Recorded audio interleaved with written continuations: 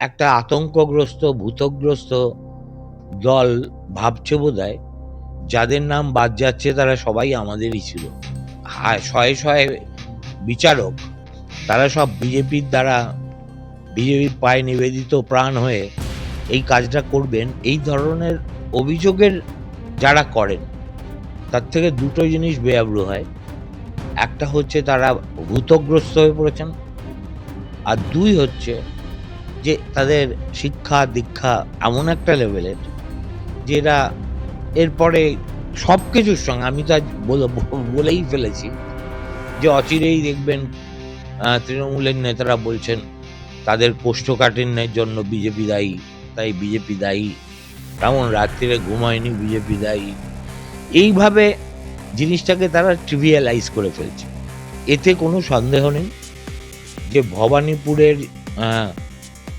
Demographic change এবং যে পরিমাণ ভোটার বাদ গেছে তাতে মমতা বন্দ্যোপাধ্যায় একটু সিঁদুরে মেঘ দেখছে। টিএমসি কিন্তু মধ্যবিত্ত উচ্চ মধ্যবিত্তের ভোট পাবে না এটা ধরেই নিয়েছে। মমতা বন্দ্যোপাধ্যায় ক্ষমতাসীন হওয়ার পরে তার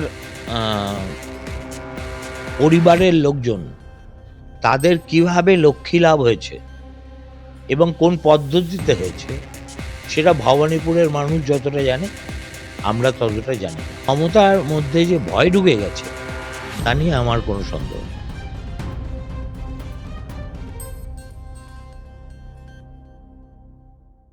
দেখো, আমি তো কেউ তো সেভাবে এখনো ব্যাখ্যা দিতে পারেনি। এর মধ্যে 58 লক্ষ হচ্ছে যারা মারা গেছে, যারা স্থানান্তরিত বা ওই যেটাকে বলে এএসডিডি, অন্যত্র চলে গেছে। এই নামের মধ্যে কে বলতে পারে যে কতজন টিএমসির ভোটার আর কতজন টিএমসির ভোটার নয়? এখন অনুমানের ভিত্তিতে অনেকে অনেক কথা বলে, আমি সেই ধরনের কোনো স্ট্যাটিস্টিক্সে যাব না। 2 নম্বর কথা হলো যে 60 লক্ষকে এখনো অমীমাংসিত, তাহলে ডাকা হয়েছিল কত? 1.5 কোটি লোককে ডাকা হয়েছিল।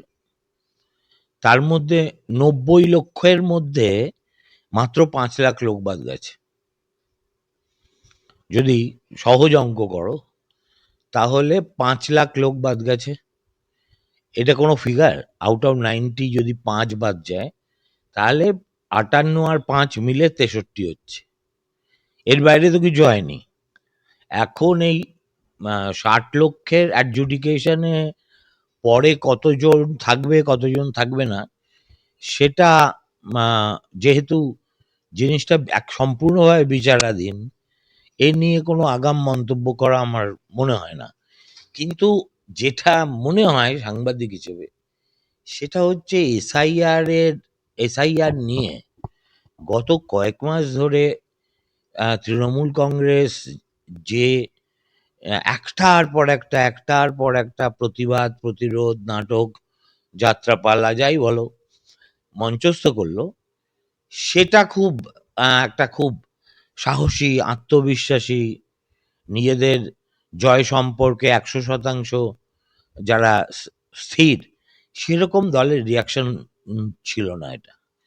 তারা প্রথম থেকেই, আমি জানি না ওটাকে কি বলে, রজ্জুতে সর্পভ্রম হয় মানুষের, তারা প্রথম দিন থেকে মমতা বন্দ্যোপাধ্যায় যে হাই ডেসিবেলে জিনিসটার বিরোধিতা করেছেন এবং এখনো চালিয়ে যাচ্ছেন, তা দেখে মনে হয় যে একটা আতঙ্কগ্রস্ত, ভূতগ্রস্ত দল ভাবছে বোধহয় যাদের নাম বাদ যাচ্ছে তারা সবাই আমাদেরই ছিল।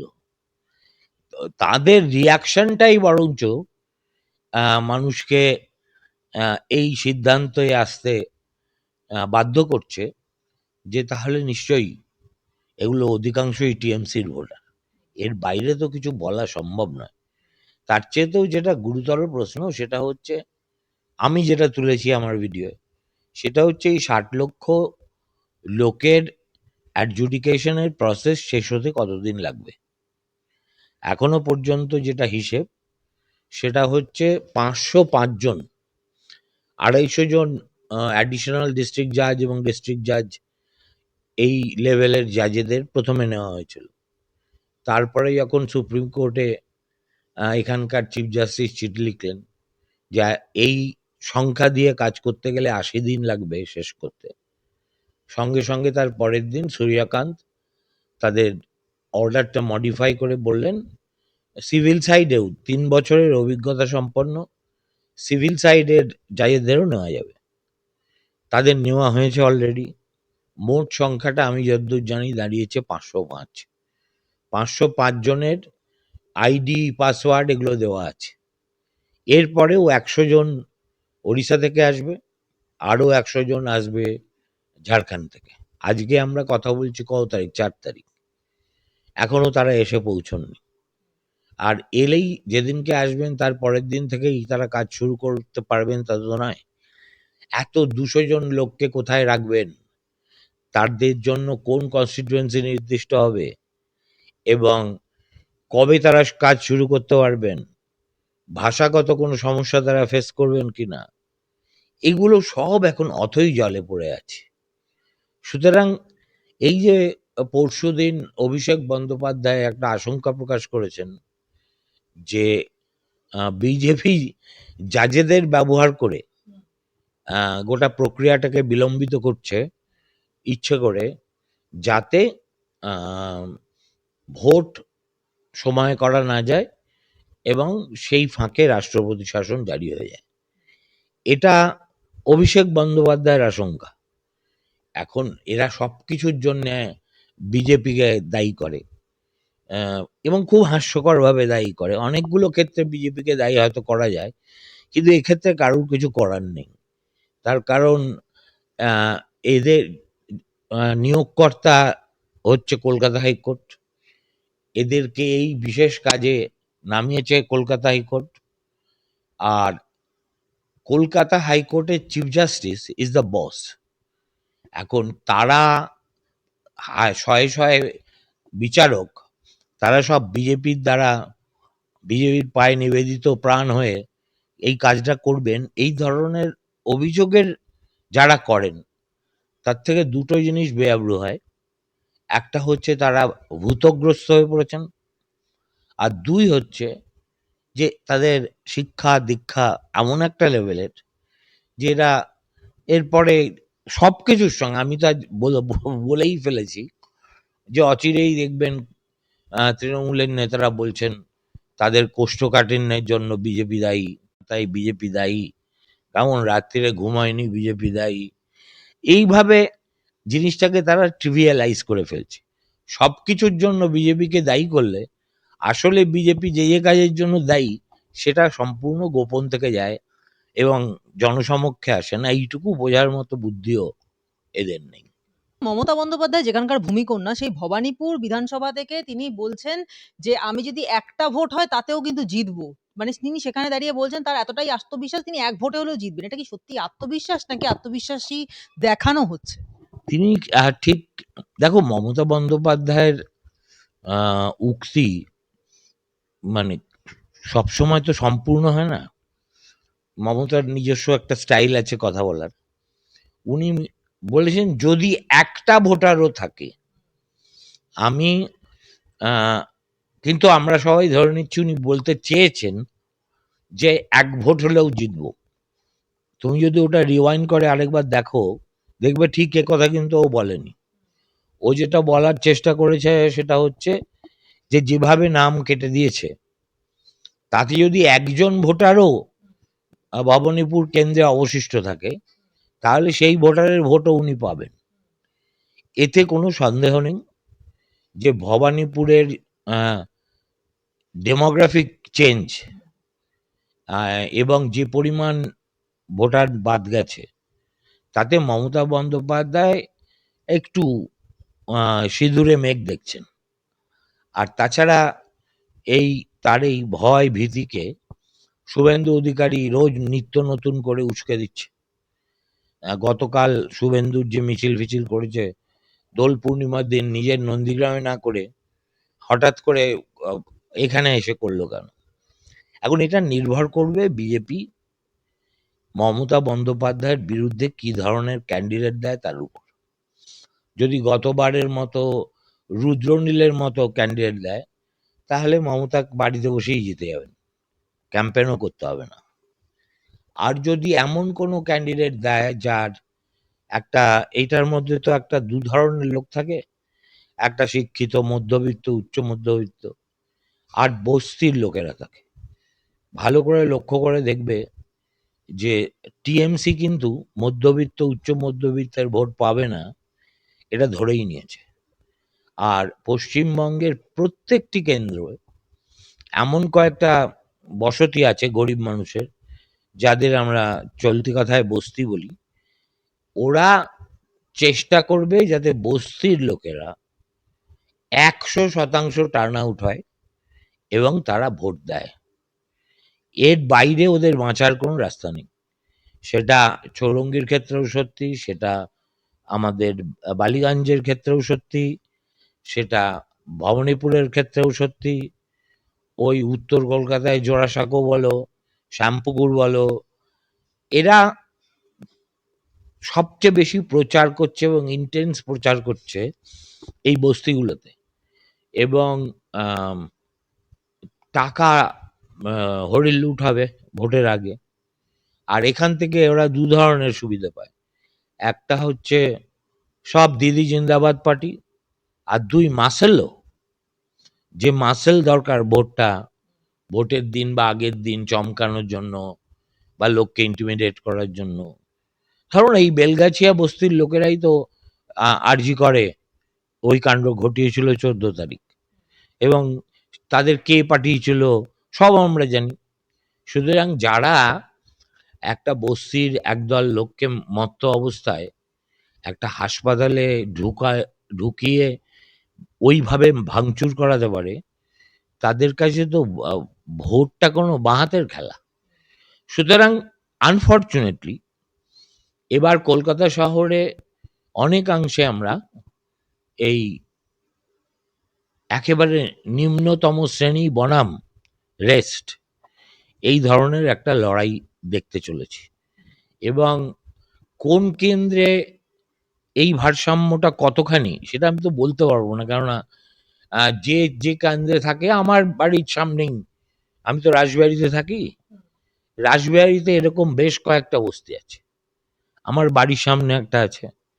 এবং রাসবিহারী কেন্দ্রটা এমনিতে খুব লোকে বলে ভদ্রলোকের কেন্দ্র, অমুক কেন্দ্র তমুক কেন্দ্র। হ্যাঁ, তাতে মধ্যবিত্ত উচ্চ মধ্যবিত্ত মানুষ আছেন, কিন্তু প্রচুর বস্তির লোকেরাও আছে। এবং ট্র্যাজিক্যালি মমতা ব্যানার্জি এখনো এই লোকগুলোর মাসিয়া, এবং তারা মনে করে যে দিদি থাকলে তাদের ভবিষ্যৎ নিরাপদ। এই হচ্ছে মোটামুটি শ্রেণী বিভাগ।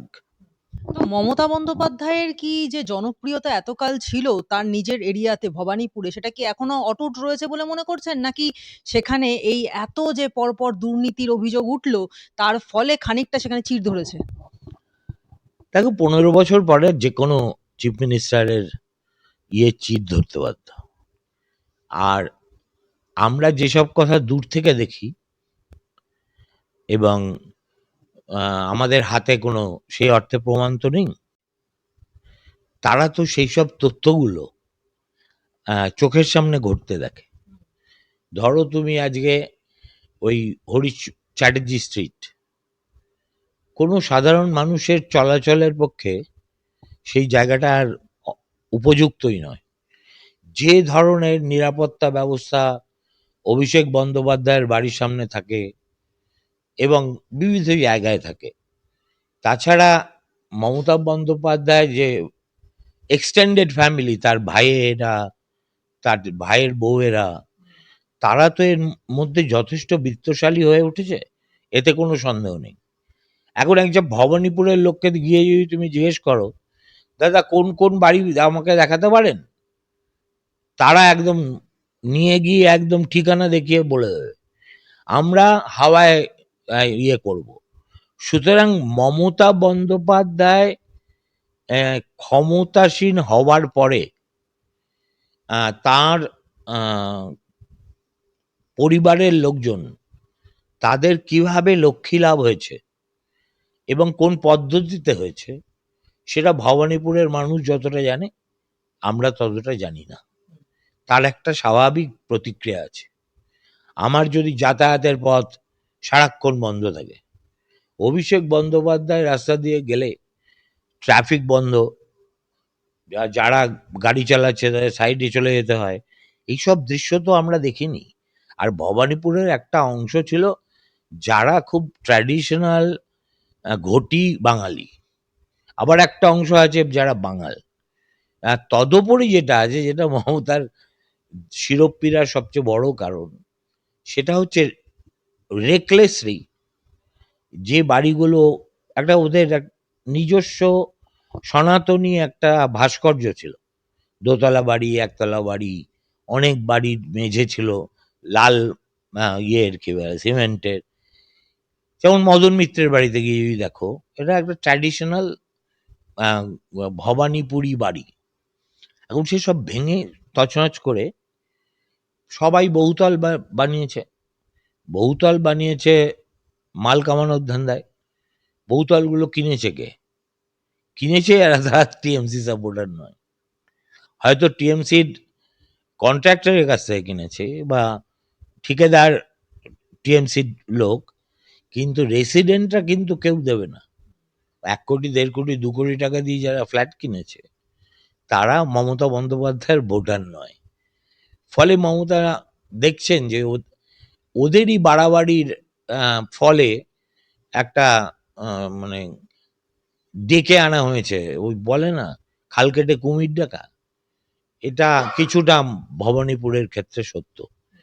তবে একটা এটা আমি মানি যে একজন ইনকামবেন্ট চিফ মিনিস্টারকে, যিনি ক্ষমতায় আছেন, তাকে হারানো চারটিখানি কথা না।